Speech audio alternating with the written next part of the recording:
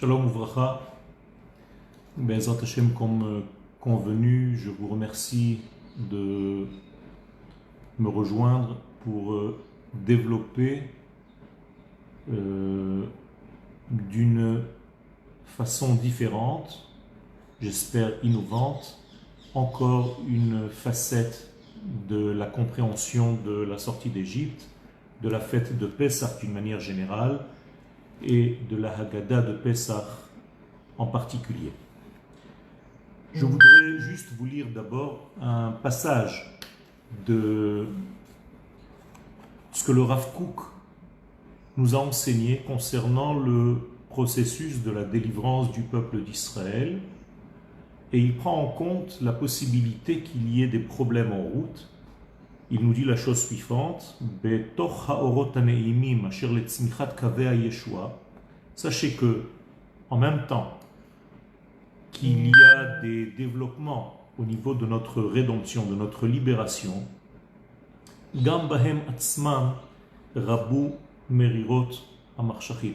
sachez qu'il y a aussi, à l'intérieur même du processus de délivrance, des phases cachées, des phases d'extinction de lumière. Machbidim alenu, et ça enlourdit notre développement, notre dévoilement. Al-yadam nuchal yitkarev lematratenu akdosha, et nous pouvons, malgré ces phases qui nous étouffent en fait, développer et avancer dans notre cheminement. Alna ipol levavenu, que notre cœur ne s'éteigne pas, ne faiblisse pas. Pourquoi? Tout simplement parce que me'azu me'olam shomer Israël vego'alo bekirbenu.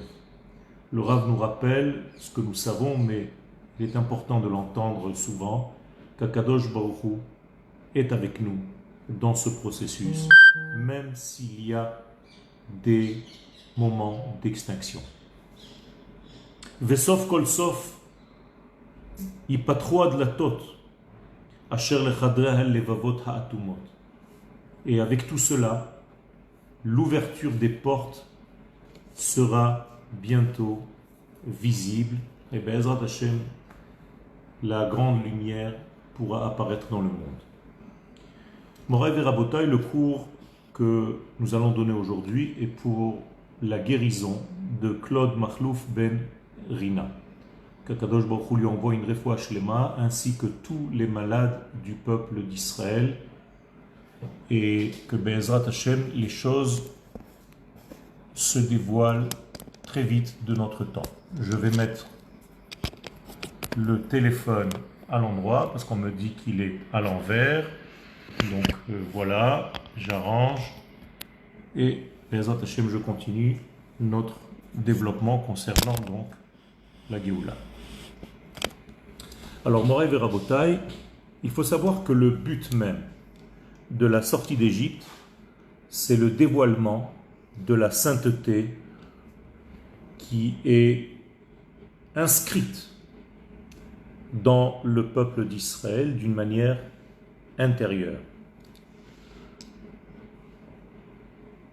Je voudrais expliquer cette notion qui est très très profonde, qui est en réalité l'essence même, le point culminant, l'étincelle de lumière, notre capacité de base, notre étincelle divine qui se trouve à l'intérieur de notre être. Il faut dévoiler ce point. Ce point culminant est une étincelle divine qui est cachée dans la structure de cette nation d'Israël. Pour que cette lumière se dévoile dans le monde, il faut automatiquement libérer le porteur de cette lumière. Or, le porteur de cette lumière, c'est le peuple d'Israël. Rappelez-vous que lorsque nous sommes entrés en Égypte, nous sommes entrés en tant qu'individus. Le grand changement qui s'est opéré à l'intérieur de cette Égypte, c'est que les individus sont morts, se sont éteints et ont laissé la place à une nation. L'Égypte a joué donc le rôle de matrice. C'est le ventre par lequel le peuple d'Israël est né. Le Hari Akadosh d'ailleurs dit que c'est le ventre d'un animal. Pourquoi dit-il que c'est un ventre d'un animal et non pas d'une maman? Tout simplement parce que l'Égypte étant elle-même une maison d'esclaves, toute l'Égypte, toute cette notion est assujettie en fait à un esclavage mental, physique, cérébral, à un esclavage de l'homme dans un système naturel dans lequel il se trouve. Et donc, prouver qu'il est possible de sortir de ce système, c'est déjà quelque chose d'extraordinaire. Et donc, la sortie d'Égypte vient éclairer quelque chose. Elle vient éclairer ce point lumineux, ce point divin qui se trouve à l'intérieur du peuple d'Israël d'une manière stable. En hébreu, on appelle ça Nekudat HaKviut, la lumière qui est en réalité le point culminant divin qui ne peut jamais bouger, qui ne peut jamais s'éteindre, qui ne peut jamais disparaître. C'est en réalité une notion d'éternité à l'intérieur de cette structure nommée Israël. Malgré tous les dérangements inhérents à la création du monde, nous sommes dans un monde rempli de dérangements. Nous avons des écrans qui cachent ce point lumineux. Et à l'intérieur de nous en tant qu'individus, et bien entendu, à l'intérieur de notre nation tout entière. Il y a des éléments qui obstruent, j'allais dire une rouille.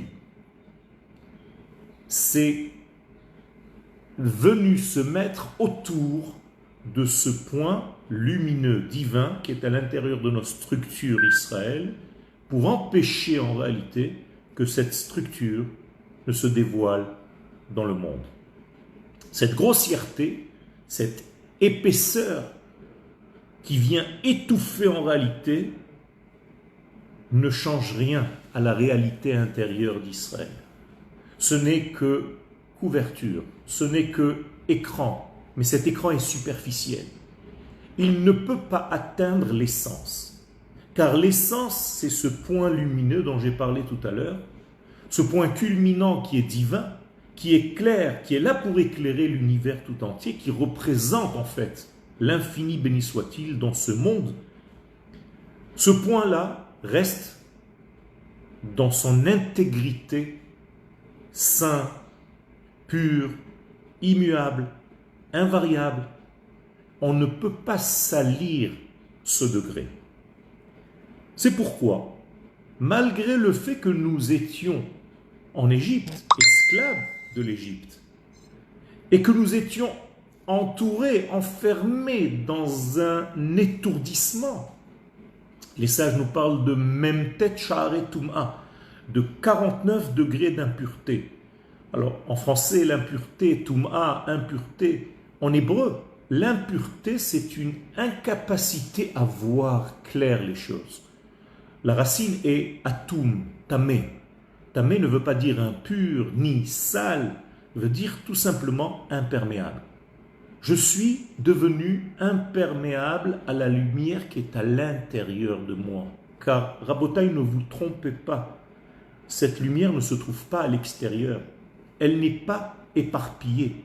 Elle est à l'intérieur même de la nation d'Israël. Ce qu'a fait l'exil, malheureusement, et nous avons nos frères qui se trouvent en exil, c'est qu'il a éparpillé, c'est qu'il a explosé cette notion à tel point que nous avons l'impression que cette lumière se trouve à l'extérieur, loin. Alors qu'en réalité, il faut revenir vers soi.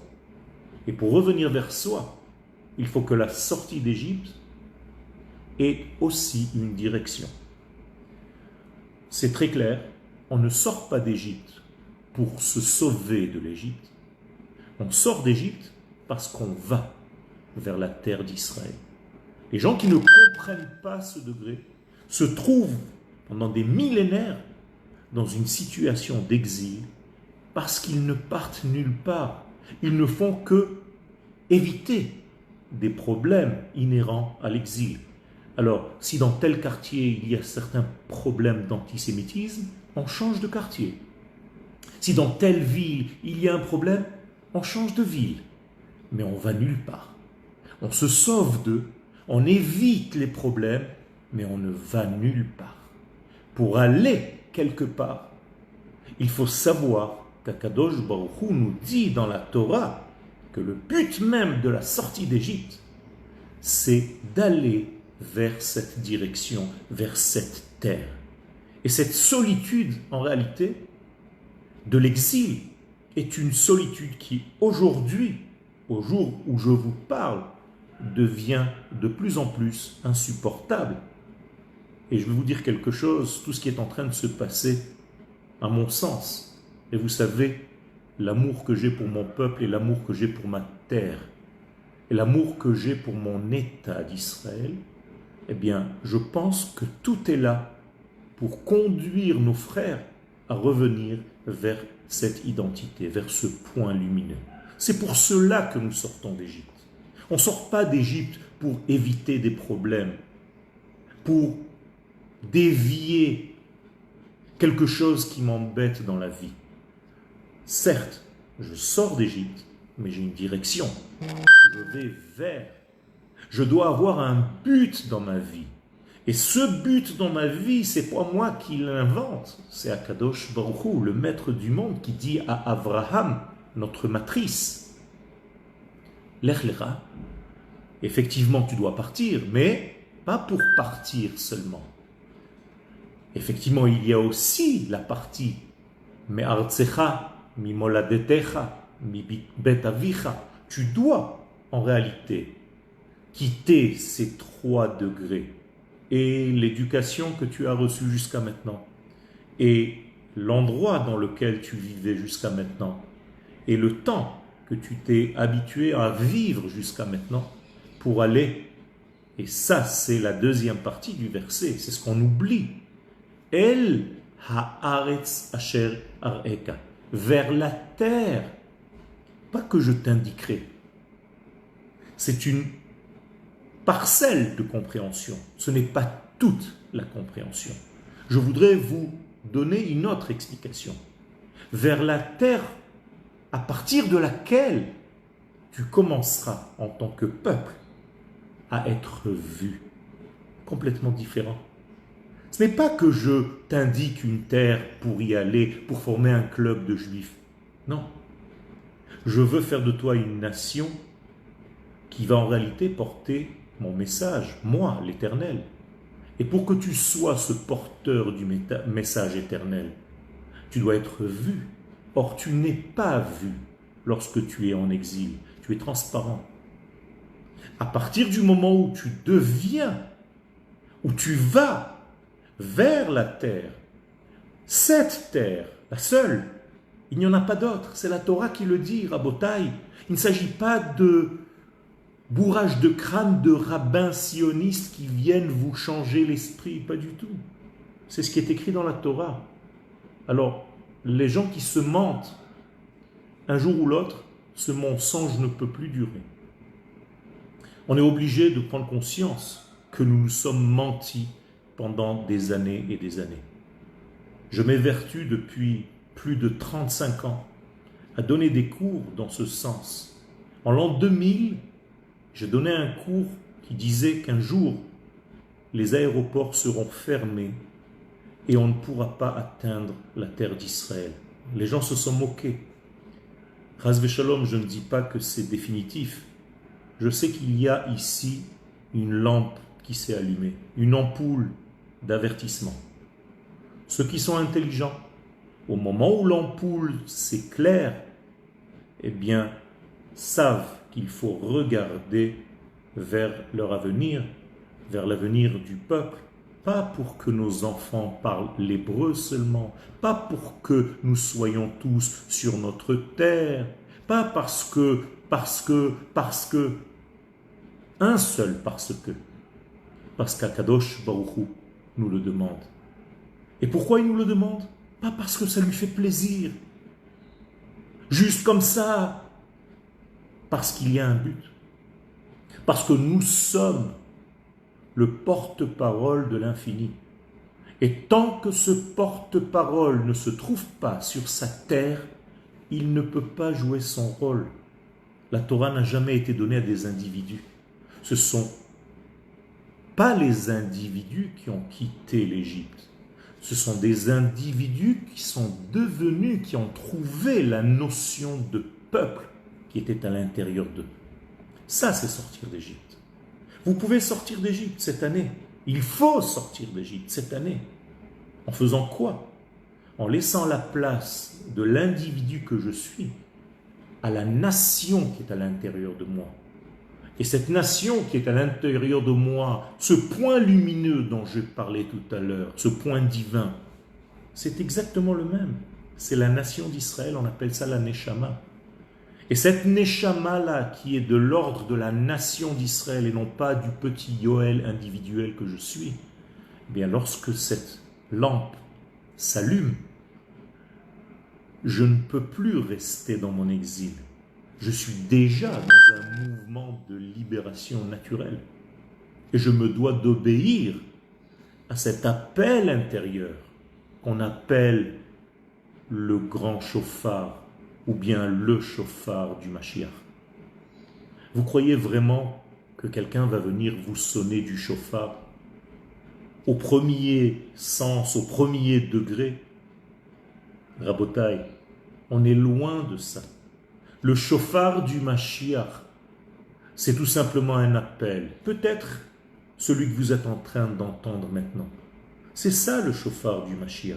C'est de vous dire, mes frères et mes sœurs, vous n'avez plus rien à faire là-bas parce que vous ne pouvez pas jouer votre rôle. Et Akadosh Baruch Hu il attend chacun de nous pour revenir ici former cette nation capable d'être la bouche de l'Éternel, les jambes de l'Éternel, les bras de l'Éternel, les yeux de l'Éternel dans ce monde.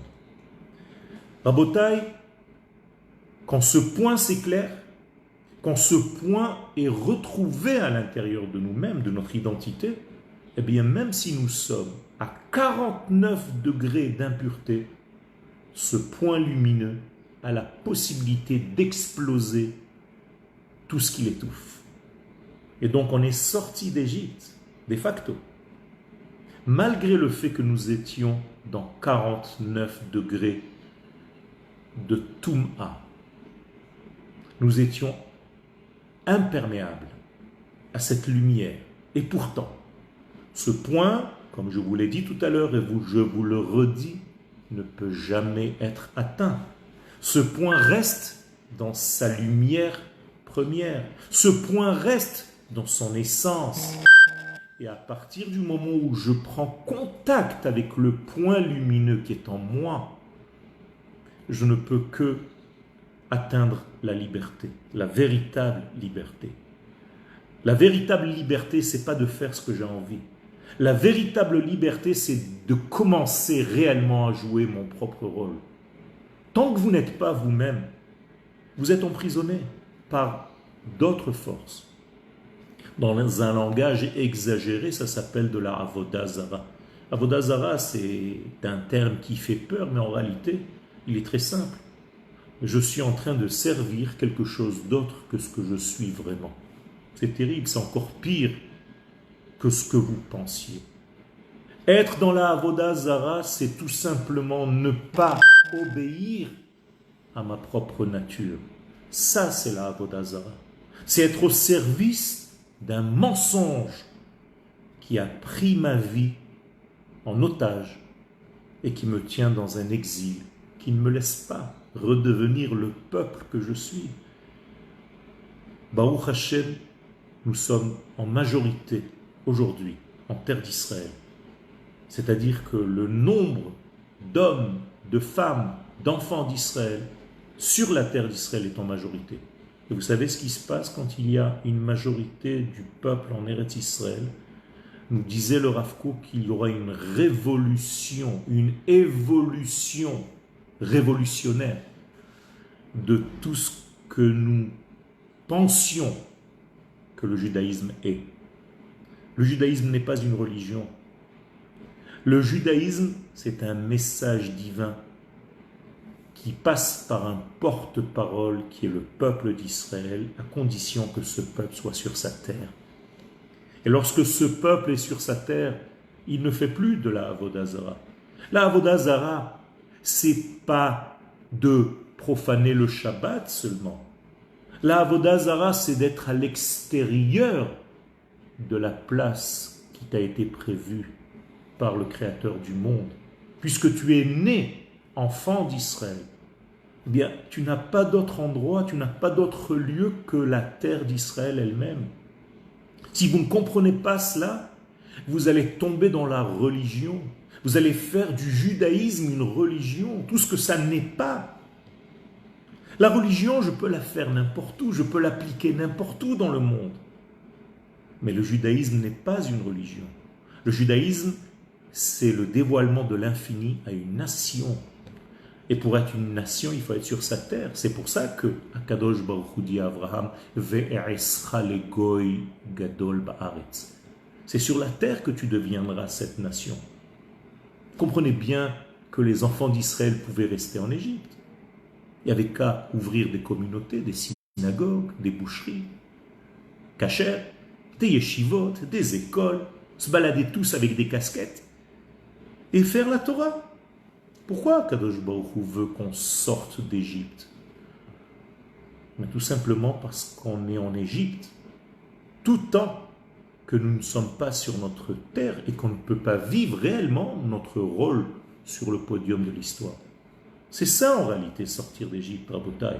Ce n'est pas une fête qui rappelle quelque chose, on n'a qu'à mettre des pins pour se rappeler la sortie d'Égypte. Mais ça n'est pas ça. Sortir d'Égypte, c'est un travail, c'est une recherche du moi profond. En hébreu, le mi. Parce que ce mi est emprisonné. Mi, Tzraïm. Ce mi, ce qui je suis à l'intérieur est en Égypte. Il est emprisonné. On l'embête, on ne le laisse pas vivre sa véritable vie. Donc il se ment. Il est à côté de lui-même. Il ne vit pas son identité. Ça, c'est l'exil, Rabotai.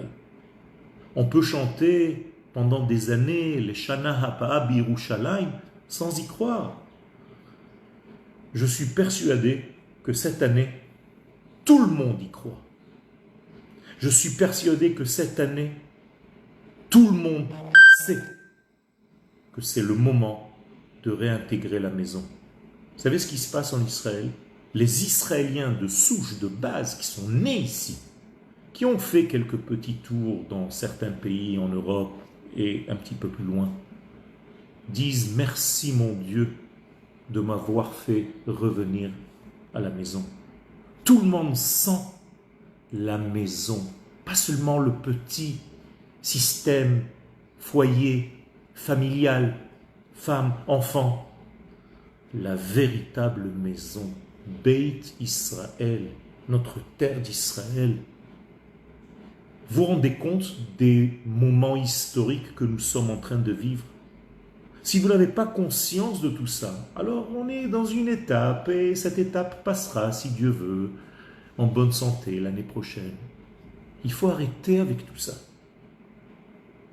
L'année prochaine et la bonne santé, c'est lorsque tu te trouves sur ta terre. C'est là ta santé. Ailleurs, tu es malade. Parce que tu ne peux pas vivre. Alors c'est par amour que je fais passer ce message. Parce que j'ai envie, réellement, que nous soyons ce porte-parole qui dévoile une fois pour toutes les valeurs de l'infini sur terre. Pourquoi retarder tout ça? Si Akadosh Baruch Hu voulait qu'on soit religieux, il aurait laissé Abraham là où il était. Pourquoi il le fait sortir et il lui dit de partir? Encore une fois, pour devenir cette nation. Alors je ne vous invente pas une nouvelle Torah. Tout simplement, je vous propose une nouvelle lecture parce qu'on ne l'a pas lue. On ne l'a pas lue convenablement. Alors on peut nous raconter n'importe quoi. On peut nous endormir. Mais aujourd'hui, il y a un grand réveil. Il y a un grand réveil qui est en train de nous appeler. J'aime pas jouer trop avec les mots, mais dans le mot corona, il y a Akadosh Baruch Hu qui est en train de nous appeler. Koré lanu.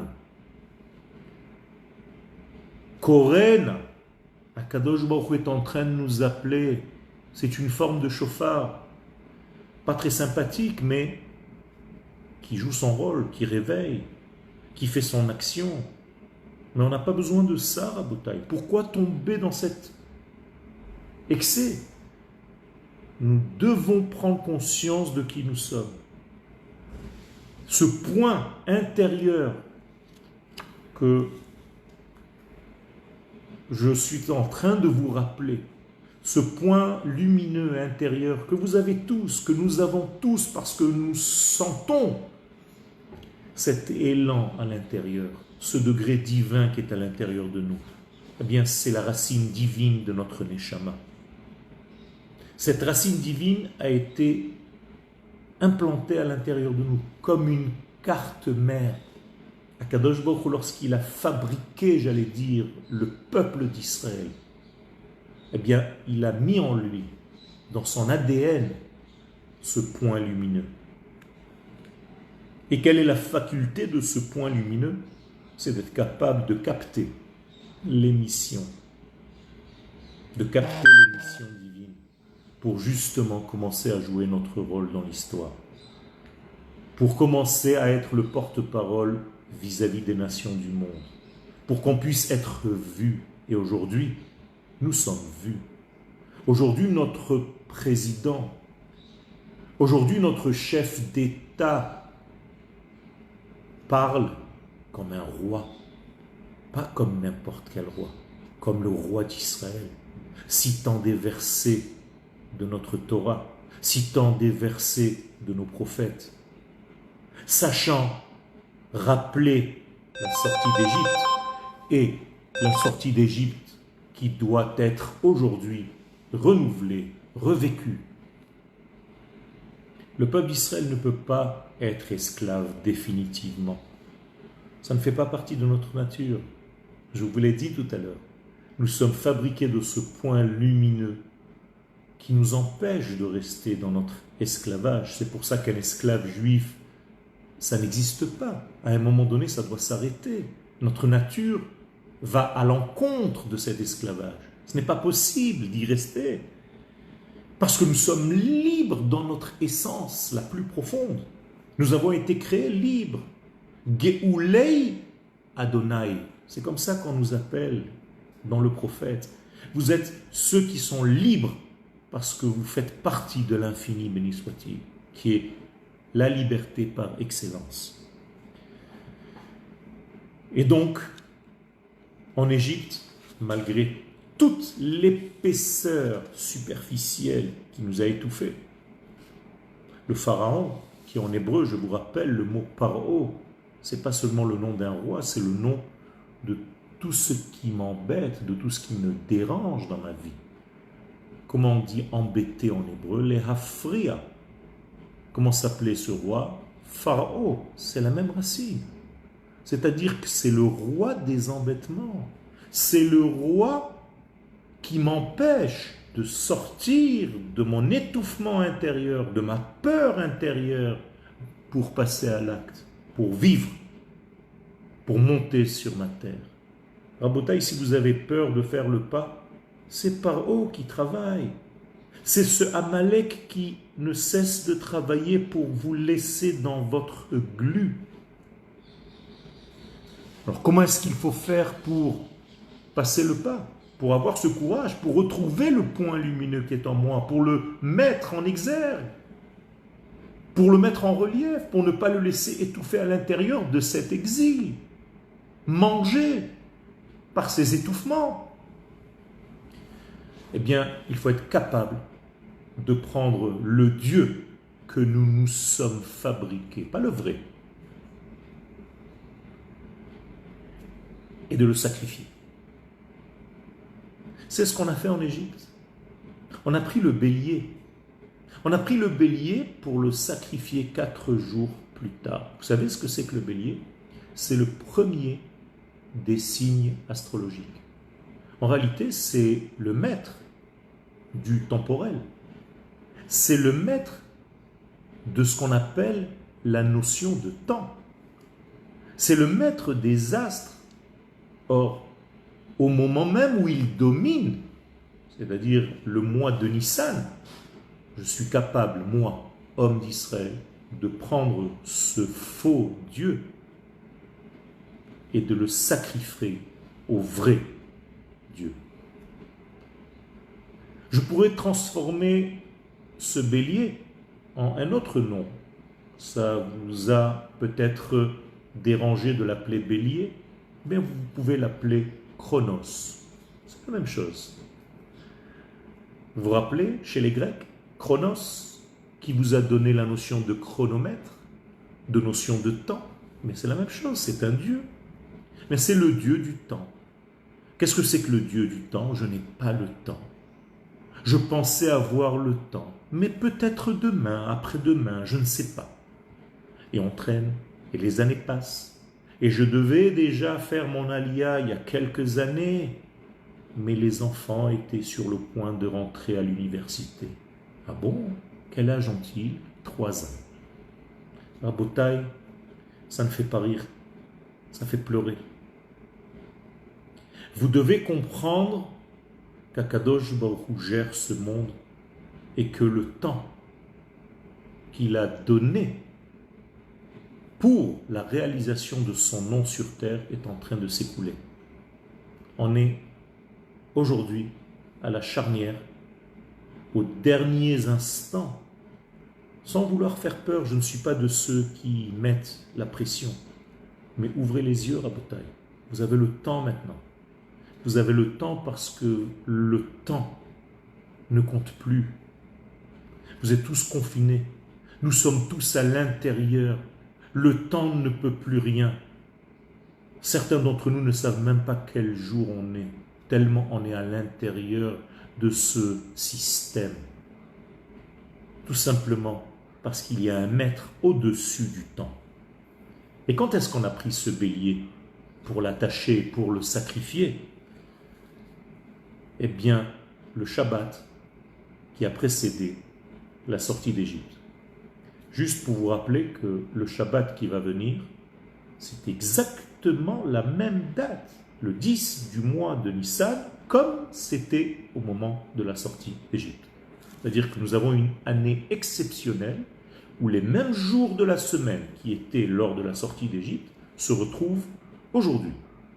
Donc Shabbat Hagadol, c'est véritablement Shabbat Hagadol, c'est-à-dire avec la même date qui correspond à Shabbat Hagadol. Le Yud du mois de Nissan. Et qu'est-ce que nous avons fait au moment de la sortie d'Égypte? Nous avons pris ce Dieu du temps, ce bélier, cet égoïsme, cet étouffement au niveau temporel, et nous l'avons attaché pendant 4 jours jusqu'à la veille de la sortie d'Égypte.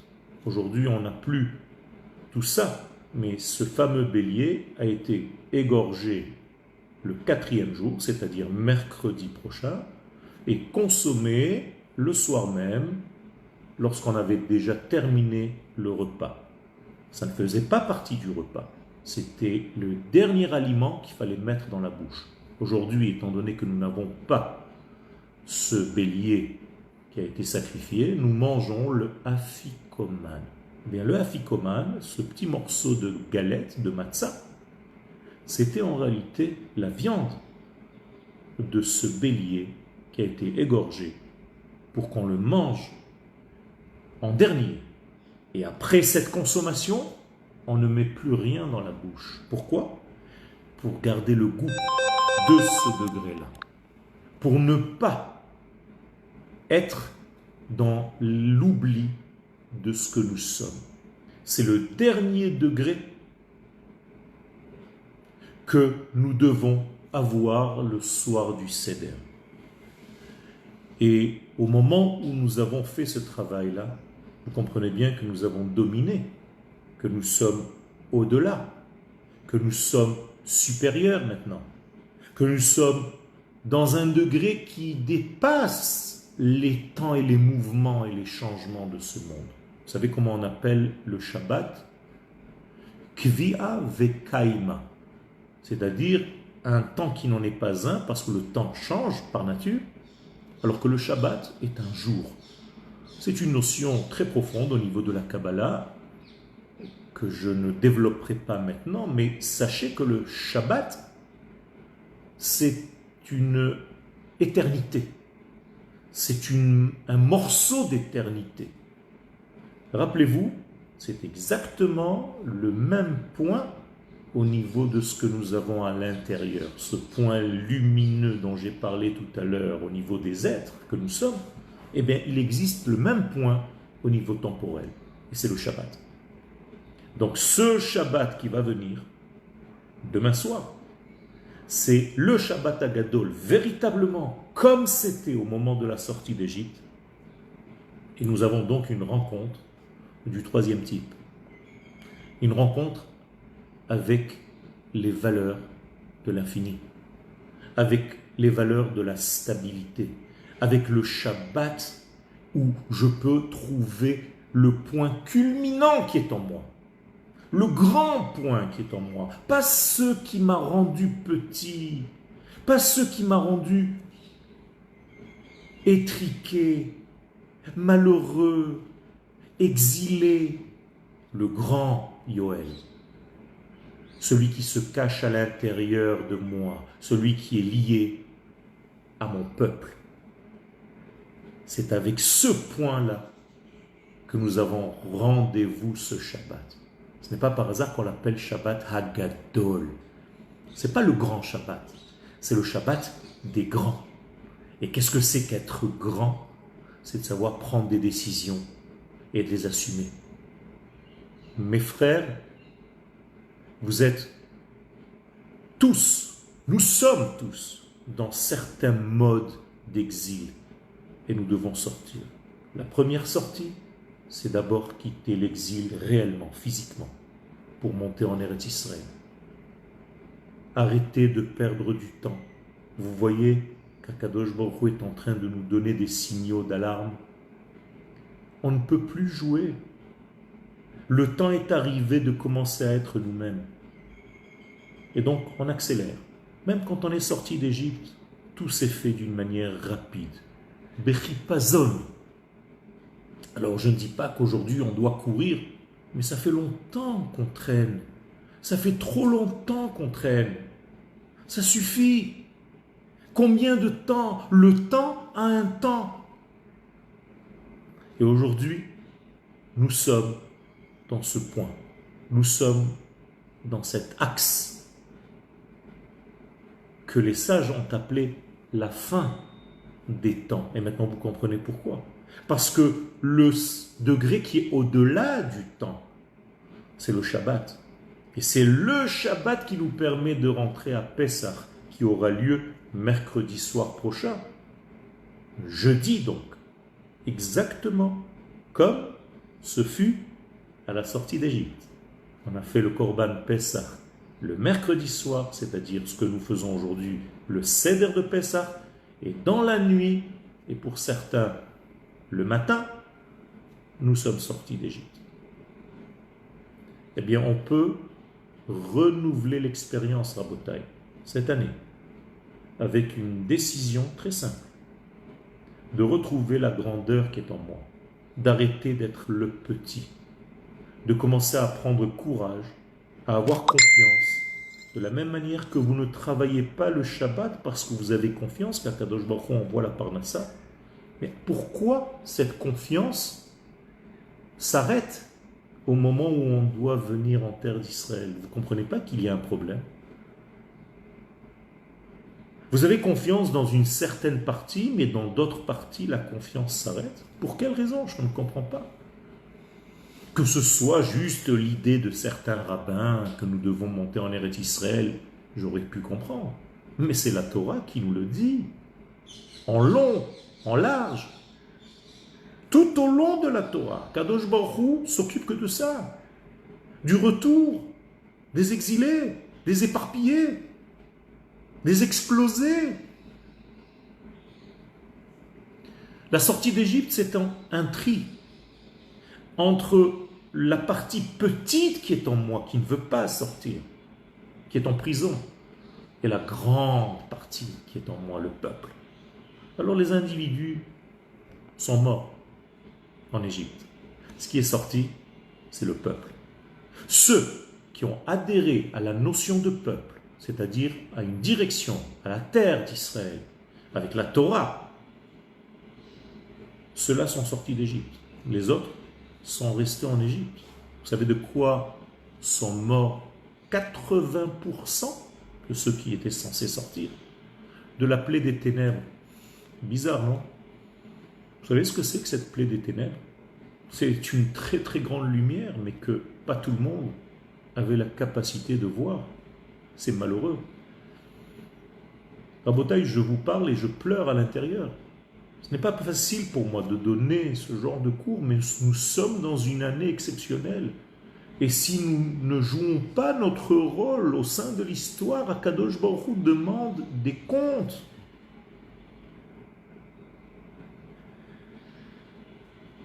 Qui va être choisi pour représenter l'Éternel dans ce monde? C'est ceux qui ont le courage de faire le pas. Ceux qui ont suivi Moshe Rabbeinu sans rien avoir comme garantie. Vous pensez à ces milliers, centaines de milliers de mamans qui avaient des petits bébés à nourrir et qui ont suivi Moshe dans le désert. Pas comme aujourd'hui avec toutes les facilités que nous avons. Dans le désert. Comment est-ce qu'on allait manger le premier repas, le premier sandwich? Vous pensez à tout ça? Mais c'est une folie. Mais chaque homme normal ne pouvait pas sortir d'Égypte parce que selon les comptes, c'est impossible. Si je commence à faire des comptes, je ne sors pas d'Égypte. Si les femmes d'Israël faisaient des comptes, si les hommes d'Israël de cette époque avaient fait des comptes, ils seraient encore là-bas. On ne fait pas de comptes. Il y a d'autres comptes que les comptes que nous faisons ne comptent pas. On ne comprend pas. Regardez aujourd'hui. Avec tous nos comptes, il n'y a plus rien. Vous avez fait des comptes, ça ne vaut plus rien. En un instant, le monde change. Akadosh Baruch Hu allume une lumière d'alarme, une sonnerie d'alarme, une sonnette d'alarme. Rabotaï, nous devons être le véritable fils aîné, tel qu'Akadosh Baruch Hu nous a prévu que nous soyons. Ceux qui ont voulu jouer au fils aîné et qui ne l'étaient pas sont morts.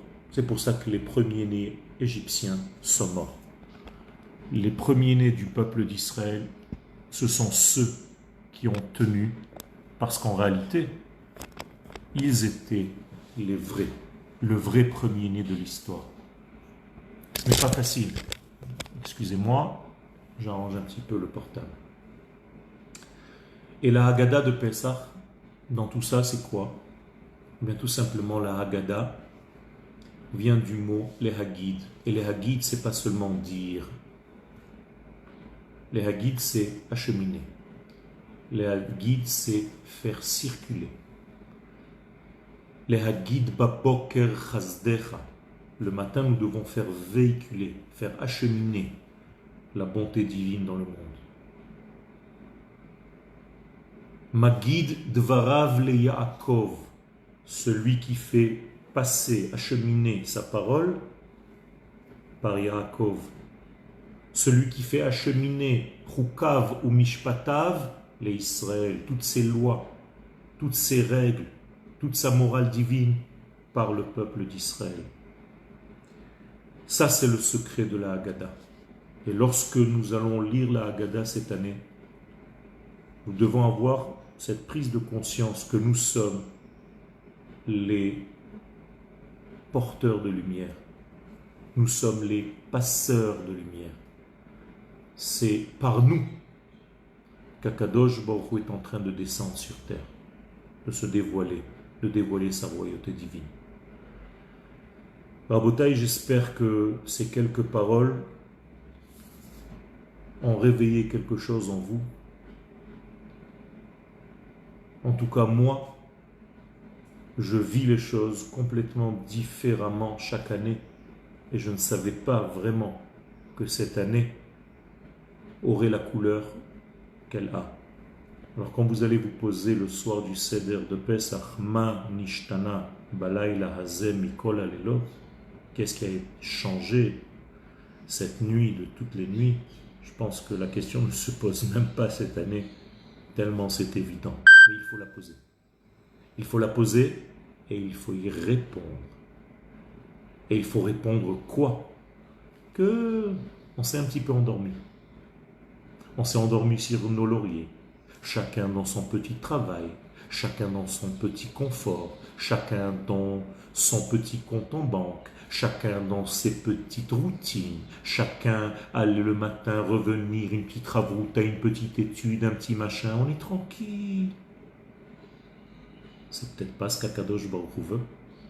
Et aujourd'hui il nous dit, arrêtez, vous vous êtes endormis dans des synagogues, je ne veux plus que vous soyez dans la synagogue pour l'instant. Vous vous êtes endormis dans les yeshivot, sortez des yeshivot, revenez un petit peu vers vous-même. Faites le point avec votre propre vie et découvrez à l'intérieur, au plus profond de votre moi, le peuple d'Israël. Merci beaucoup.